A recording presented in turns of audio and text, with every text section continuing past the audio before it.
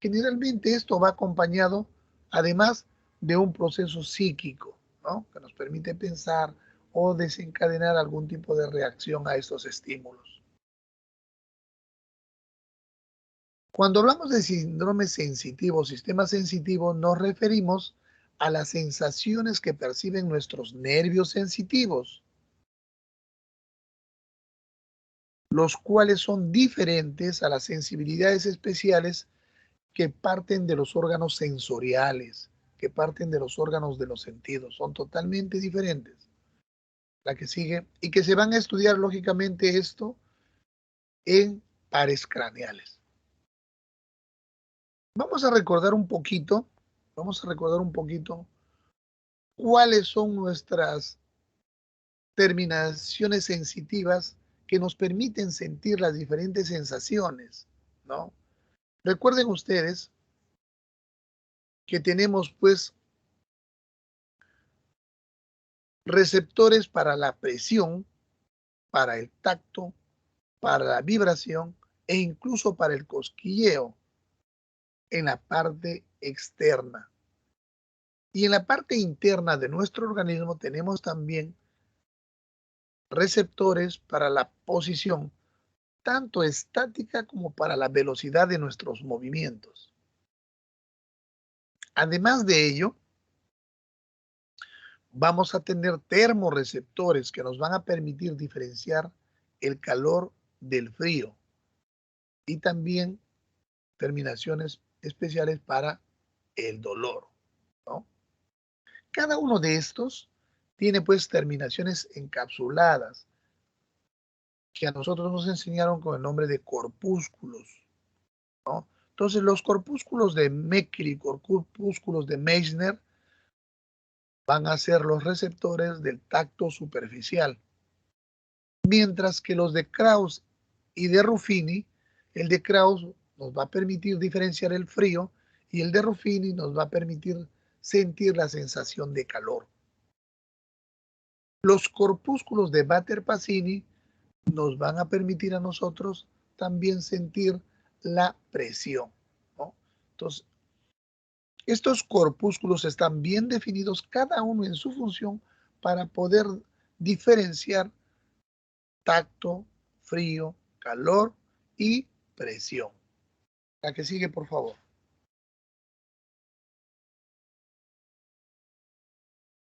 Lo que quiero que recuerden acá es que cuando estudiamos sistema sensitivo, tenemos tres tipos de sensibilidad. La sensibilidad estereoceptiva, o también conocida como nociceptiva, porque nos va a permitir esta poder defendernos del medio externo nocivo, agresivo, ¿no? Y en el cual nos va a poder informar sobre los cambios que ocurren en el ambiente, ¿no? Sobre los cambios de temperatura, calor o frío y la sensibilidad táctil, ¿no? Este tipo de sensibilidad nosotros podemos evaluarla en el paciente utilizando pues objetos fríos y calientes, metales fríos o calientes. Algunos pueden utilizar tubos de ensayo con agua fría o caliente. Pueden también determinar este tipo de sensibilidad utilizando algodones o utilizando agujas para despertar la sensibilidad cutánea, ¿no? La que sigue. Recuerden que en todo lo que es sistema neurológico, siempre las evaluaciones son de forma simétrica y comparativa para poder ver si ambos lados tienen la misma sensibilidad, la misma reacción, la misma percepción o en alguna de ellas se encuentra disminuida. Entonces siempre hacemos la evaluación de forma comparativa.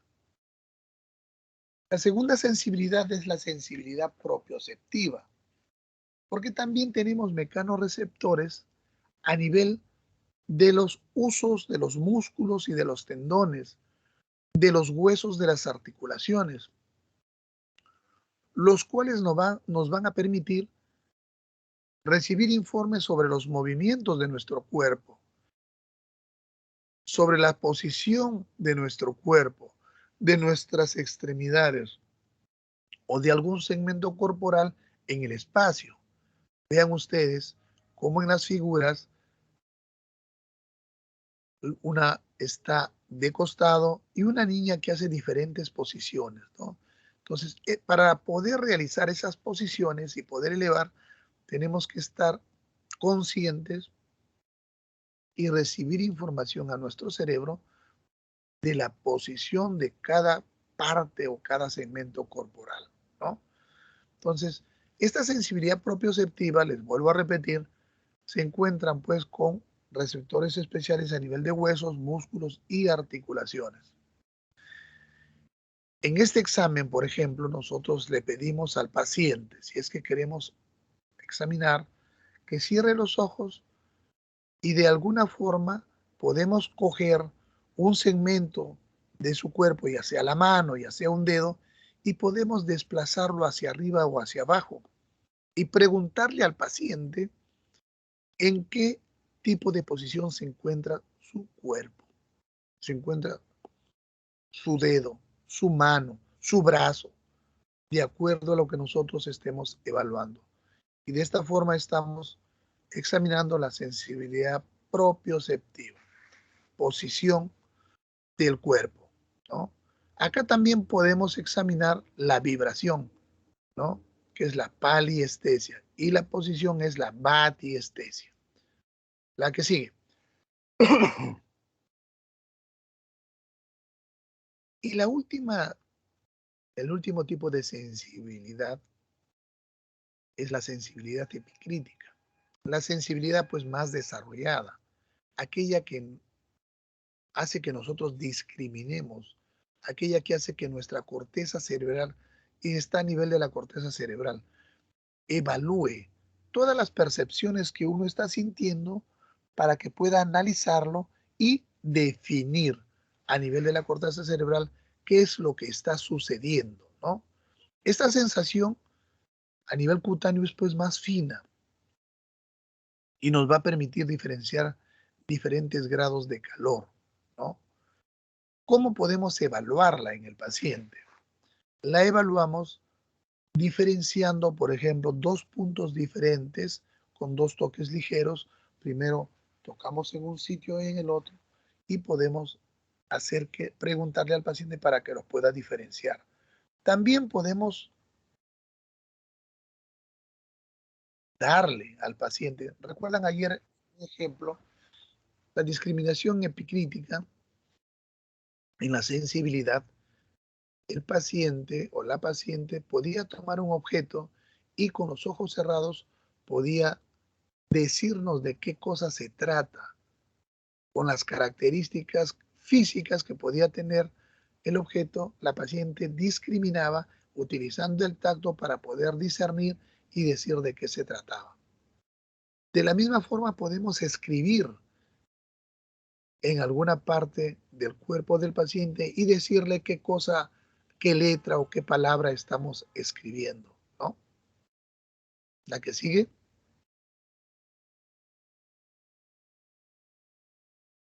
Muy bien, si bien es cierto, estos receptores y estos tipos de sensibilidad nos pueden ayudar o nos van a ayudar a discriminar los diferentes tipos de sensibilidad, hay condiciones en las cuales estas pueden estar alteradas, ¿no? Y hablamos de hipoestesia, por ejemplo, cuando se encuentra disminuida la sensibilidad. Y para que el paciente pueda sentir, es necesario incrementar la intensidad del estímulo aplicado, ¿no? Entonces el umbral del paciente se encontrará aumentado y precisaremos pues de un estímulo mayor para poder provocar la respuesta que estamos esperando, ¿no? Entonces hay hipoestesia, disminución de la sensibilidad. La que sigue. Hablamos de hiperestesia en contraposición a la hipoestesia cuando la sensación es mucho más intensa de la que uno espera ante el estímulo aplicado, ¿no?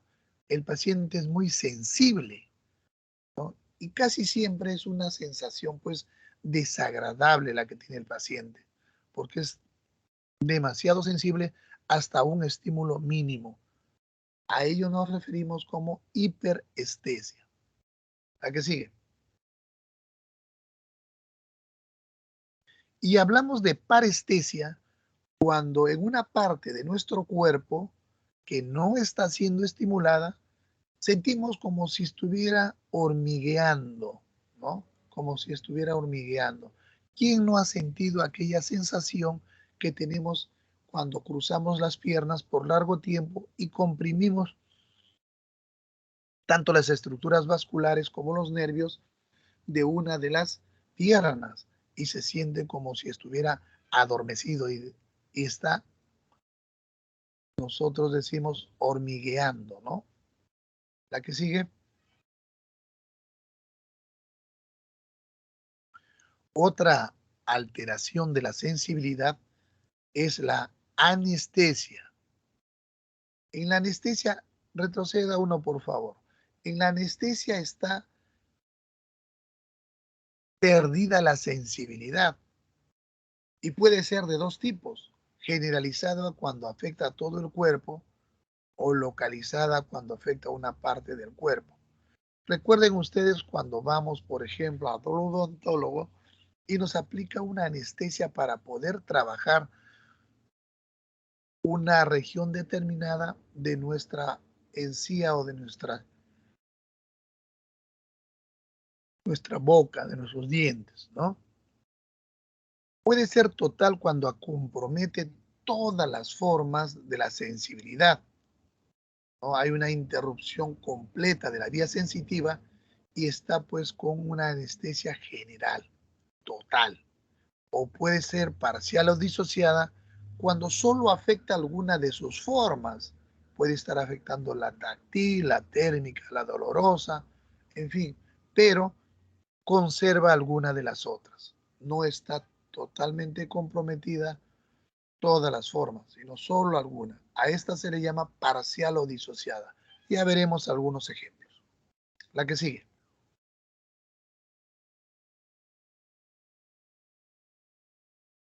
Entonces, cuando es parcial o disociada, se va a perder una modalidad de la sensación y se conserva otra, ¿no? Otra en la misma región del cuerpo, ¿no? En la misma región del cuerpo. Puede ser una disociación periférica, tabética, siringomiélica o puede ser una anestesia dolorosa.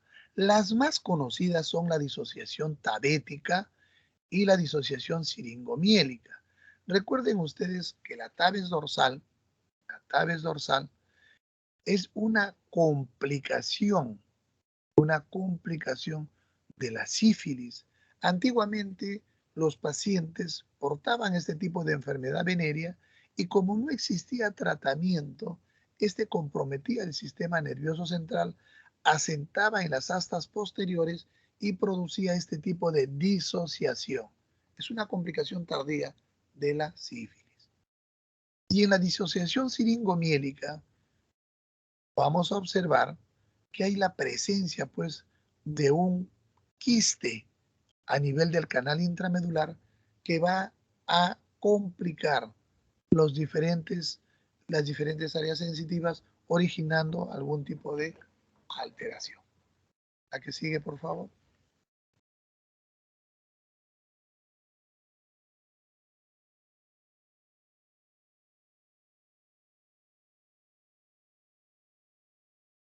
Vamos a recordar un momentito, un momentito.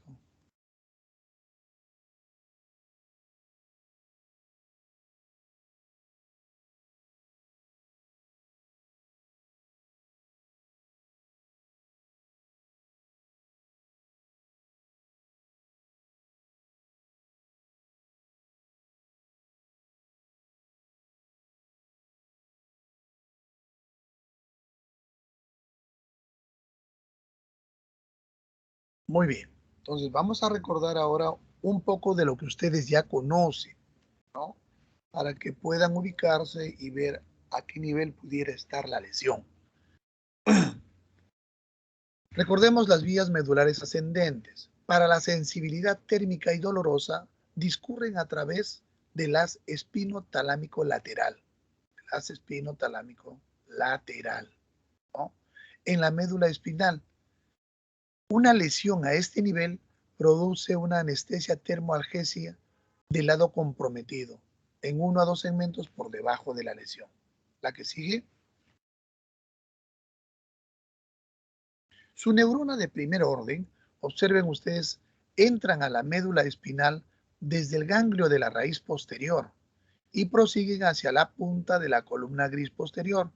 Discurren 1 o 2 segmentos de la médula espinal y forman el tracto posterolateral del Isauer. La que sigue. La neurona de segundo orden, cruza en dirección, observen abajo la última figurita. Los axones cruzan en dirección oblicua hacia el lado opuesto en las comisuras gris y blanco anteriores dentro del segmento medular y ascienden en la columna blanca contralateral como el tracto espinotalámico lateral. ¿La que sigue? Cuando este tracto espinotalámico lateral asciende a través del bulbo, ya se encuentra acompañado por el tracto espinotalámico anterior y el tracto espinotectal, y todos estos juntos van a formar el menisco media espinal. La que sigue. La neurona de tercer orden se encuentra a nivel cortical. Sus acciones discurren desde el núcleo ventral posterolateral hacia la corteza sensitiva, donde son interpretadas conscientemente por las personas, por los pacientes. La que sigue, por favor.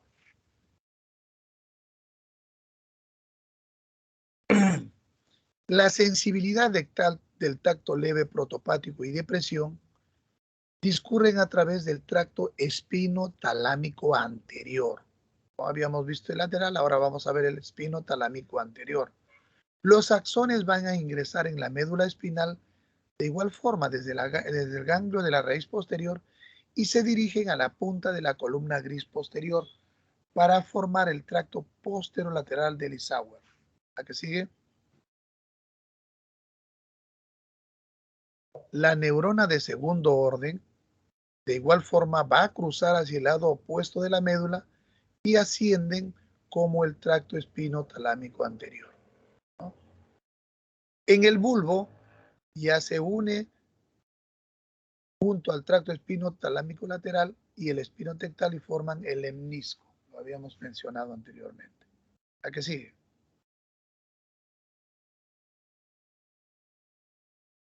Y la neurona de tercer orden atraviesa cápsula interna y la corona radiada para llegar hasta el área somestésica de la corteza cerebral. ¿A qué sigue?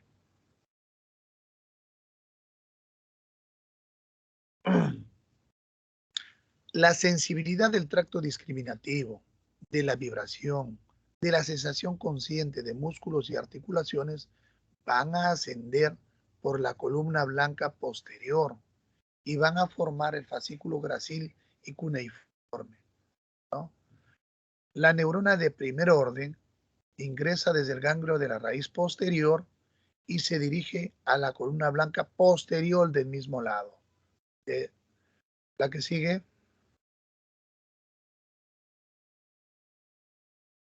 Muy bien. Y desde ahí va a ascender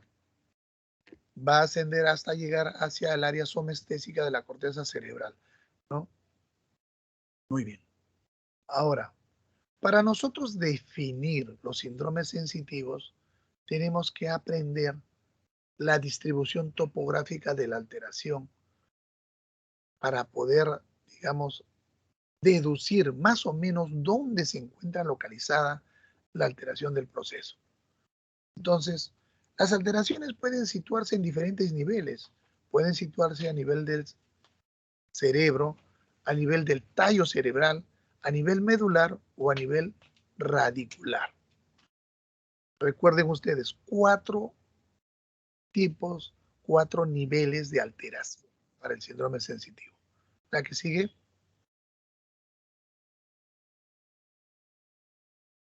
Cuando la alteración se encuentra a nivel cerebral, entonces debemos suponer que hay una lesión de un hemisferio por compromiso de la corteza sensitiva o de sus fibras aferentes. ¿Y qué es lo que vamos a tener en el paciente? Si está en un hemisferio y está a nivel alto, lesión de primera neurona, lo que vamos a obtener es una hemianestesia contralateral. Está en el hemisferio izquierdo, tendremos una hemianestesia del lado derecho. Habrá una hipoestesia profunda y predominan en las partes distales de los miembros superiores, ¿no? ¿La que sigue? Estas hemianestesias pueden dividirse por la ubicación de su lesión en hemianestesias corticales, en donde el paciente va a manifestar pérdida del sector de la corteza parietal comprometida, va a tener estereoagnosia marcada y trastorno de la discriminación táctil. O sea, si a este paciente nosotros le damos una moneda con los ojos cerrados, no va a poder reconocerlo.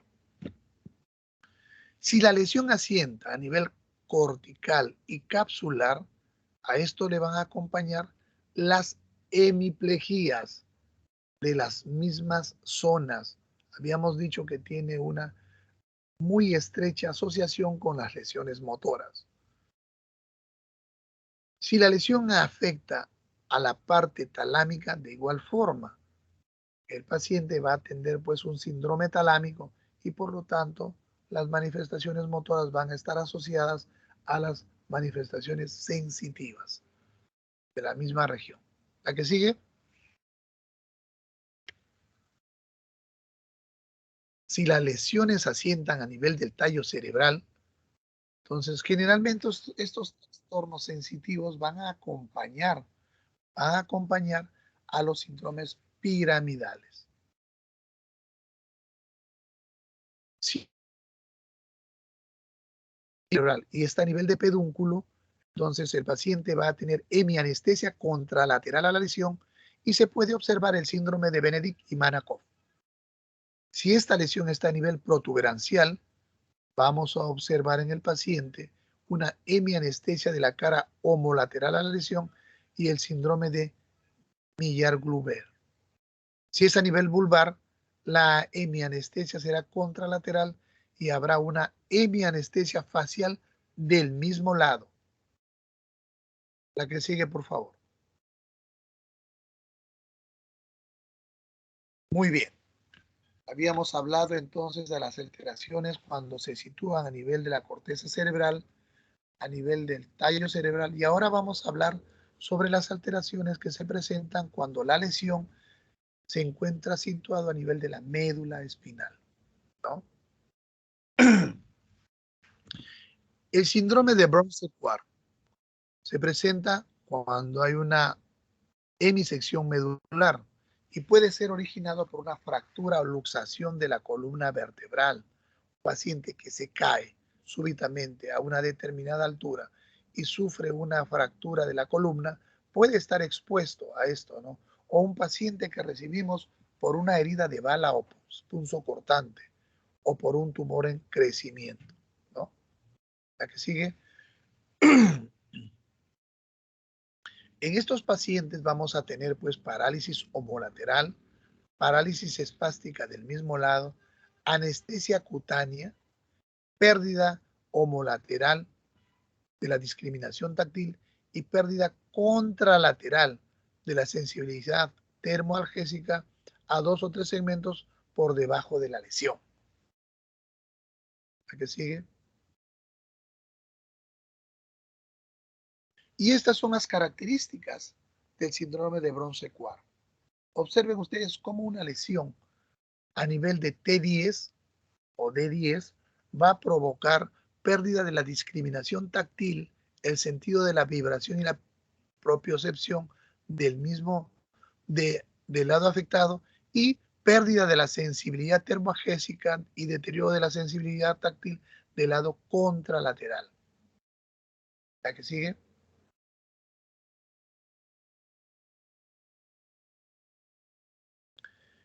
Y acá vamos a describir qué es lo que va a presentar el paciente cuando hay un síndrome de sección completa. Ya no es semisección, sino hay una sección completa, una sección medular completa. Toda la médula está comprometida y corresponde a secciones medulares que acompañan a las paraplejías motoras, ¿no? Hay una anestesia total por debajo de la lesión. ¿A qué sigue?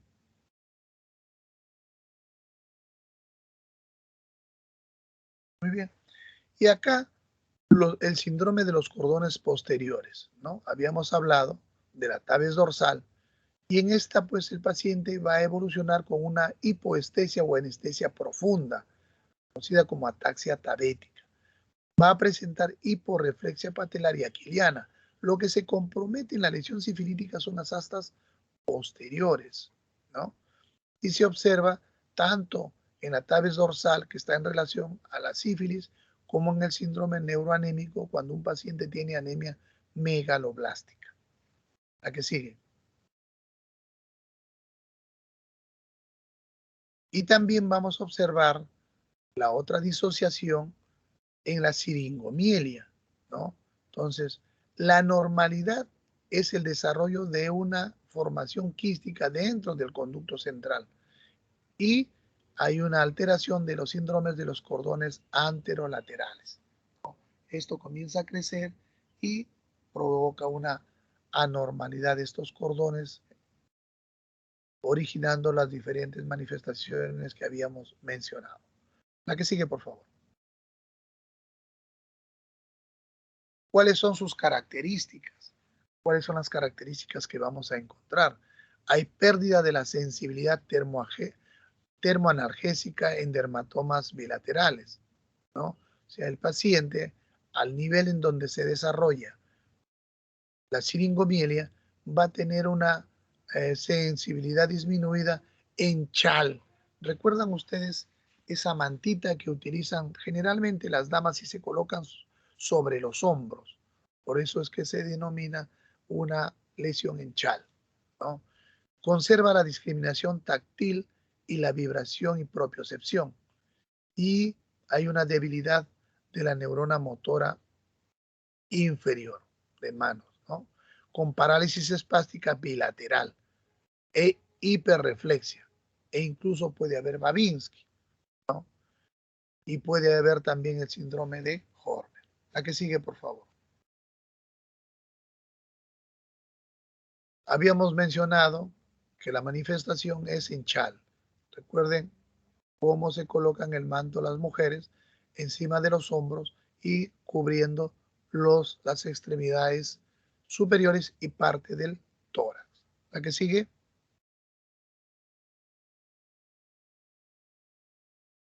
En el síndrome del cono medular, ya estamos más abajo. Entonces, la lesión puede estar situada a nivel del extremo distal de L1 y L2, antes del filum terminale. Y lo que va a presentar el paciente es una anestesia de la región anoperineoescrotal, una lesión, digamos, en silla de montar, porque es así como se siente eh, en aquellas personas que cabalgan, pues, ¿no? Silla de montar. El área comprometida, el área de presión es esta. Y está acompañada de trastornos esfinterianos, tanto de vejiga como del recto. La que sigue. Cuando hablamos de alteraciones radiculares, mucho más distales y a nivel del sistema nervioso periférico, entonces estos pueden ser puros, si solo está afectada la raíz sensitiva, o puede ser sensitivo-motora, mixta. Frecuentemente se asocian a dolor, son radiculalgias que viene manifestando el paciente. Y el dolor es vivo en el territorio afectado, que le imposibilita muchas veces el movimiento y le provoca parestesias, hormigueo de la zona correspondiente a la inervación, ¿no? Cuando el paciente realiza un movimiento exagerado, desencadenado por un estornudo, una tos, se exacerba los síntomas, ¿no? En estos pacientes vamos a encontrar hipoestesia con disociación tabética, que se va a distribuir de acuerdo a las zonas que va a inervar, ¿no? Por ejemplo, si hay una afección braquial total, va a comprometer pues todo el miembro superior. En el síndrome de Duchenne está la sensibilidad alterada en la parte externa o radial del hombro, brazo y antebrazo. Esto nos va a dar un nivel medular a nivel de C5, C6. En el síndrome de Dejerine-Klubke, el lado interno o cubital del brazo está comprometido, el antebrazo y la mano. La lesión se encontrará a nivel de C8 a T1. En el síndrome de cola de caballo, vamos a tener anestesia en silla de montar desde L2 hasta S5 o de L5 a S1 en la cara posterior del muslo, cara anteroexterna de la pierna o región perineo genital. Estas son las alteraciones radiculares a las cuales se ven afectadas a los pacientes. ¿A qué sigue?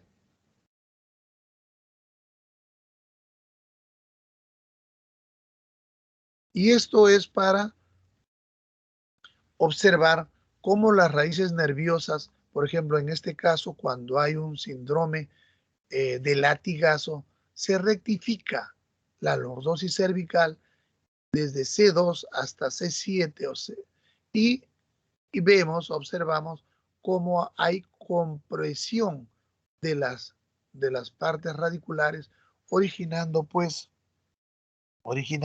sensaciones de dolor o molestias a este nivel. ¿A qué sigue? Síndrome de Duchenne. Observen ustedes la posición de los brazos de los niños. ¿A qué sigue? Lesión de cola de caballo con anestesia en herradura. ¿A qué sigue? Muy bien. Más distalmente, cuando hay un compromiso de los nervios periféricos, generalmente los trastornos se van a referir al territorio comprometido, ¿no? Y están en relación, por ejemplo, a polineuropatías, ¿no? Guillain-Barré, por ejemplo, ¿no?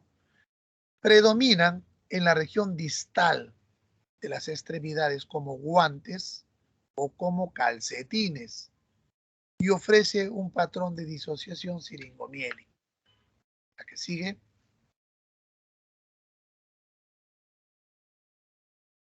También es frecuente que nos consulten por una neuralgia ciática, cuando hay compromiso pues radicular de las raíces lumbares de L4 a L5, L5 a S1, sobre todo en aquellos pacientes que cargan mucho peso y o que tienen un tipo de actividad que producen esfuerzo a nivel lumbar. El dolor lumbar va a irradiar hacia la cara posterior del muslo y las regiones anteriores y posteriores externos de la pierna, llegando hasta el pie. Este tipo de neuralgia ciática es muy molesta y se va a incrementar cuando hacen movimientos bruscos y otras veces desencadenados estos por contractura de los músculos, por la tos, el estornudo o al defecar, ¿no? Para distinguir este tipo de dolor, nosotros tenemos que hacer algunas maniobras de estiramiento, de distensión del nervio ciático. Y en este caso recurrimos al signo de la CEG. El asegue consiste en elevar el miembro inferior por el pie. ¿La que sigue? Consiste en elevar el miembro inferior por el pie hasta una determinada altura en la cual se elonga más el nervio y desencadena dolor. Si nosotros queremos hacer otra maniobra, cuando vemos que no es positivo el asegue, simplemente utilizamos la maniobra de Braga-Webers, en el cual nosotros presionamos la punta del pie después de elevar el miembro inferior hacia de forma anterior, o sea, dorsiflexionamos el pie para desencadenar dolor, estirando más el nervio ciático. La que sigue. Muy bien, doctores. Si tuvieran alguna pregunta, por favor.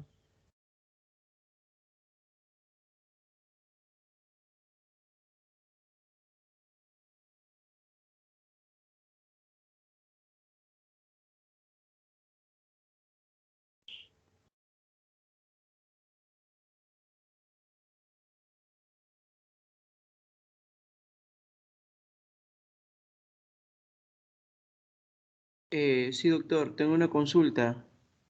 A ver, doctor, escuchamos. ¿A qué se refiere o cómo podemos identificar una ataxia tabética? La ataxia tabética la vamos a identificar porque los cordones posteriores están afectados, ¿no? Los cordones posteriores, los cuales van a permitirnos darnos a nosotros nuestra posición de ubicación, ¿no? Entonces, como no está nuestra sensibilidad propioceptiva adecuadamente indemne, lo que vamos a obtener es que para apoyarnos, vamos a hacer, vamos a utilizar la visión. De esta forma, cuando el paciente lo hacemos cerrar los ojos, este paciente tiende a perder la posición de su cuerpo y tiende a caerse. Eso es la ataxia tabética. ¿Es lo mismo que la marcha táxica, doctor? No, totalmente distinta. Recuerden ustedes que taxia es la pérdida del movimiento, de la capacidad del movimiento voluntario. Ustedes en su cerebro, ustedes ya precisan cuál es el movimiento que van a realizar. Por ejemplo, en este momento usted quiere caminar hacia un determinado lugar. Usted sabe que tiene que levantarse, caminar cierta distancia de forma voluntaria, coordinada y llegar a su destino. En la marcha tabética lo que se pierde, en este caso en la primera, la lesión asienta a nivel cortical, arriba, en corteza. En la marcha tabética, la lesión asienta a nivel medular, en cordones posteriores. Como asienta en cordones posteriores, el paciente no tiene conciencia, o sea, no tiene la sensibilidad de saber cómo está ubicado su cuerpo. El dar pasos no puede, digamos, delimitar bien la posición de su pierna para poder caminar, ¿no? No sabe si su pierna está hacia adelante, hacia atrás. Se pierde esa posibilidad. En la táxica no, en la táxica tenemos incapacidad de poder realizar porque toda la estructura está alterada, pero a nivel cortical, a nivel cerebral. Es diferente, doctor.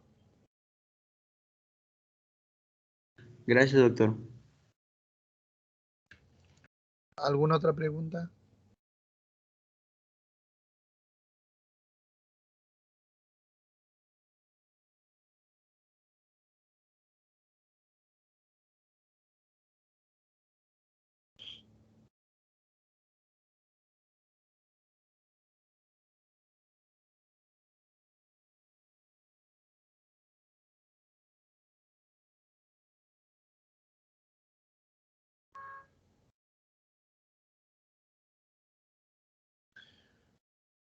Muy bien, doctores. Si no hay más preguntas, les agradezco nuevamente por habernos reunido, por ser tolerantes y haberme permitido reunirnos temprano, ¿ya? Este, gracias. Con mi grupo tenemos una reunión, ¿ya? Muy amables. Gracias, doctores. Gracias, doctor. Gracias a usted, doctor. Hasta luego. Hasta luego. Gracias, doctor.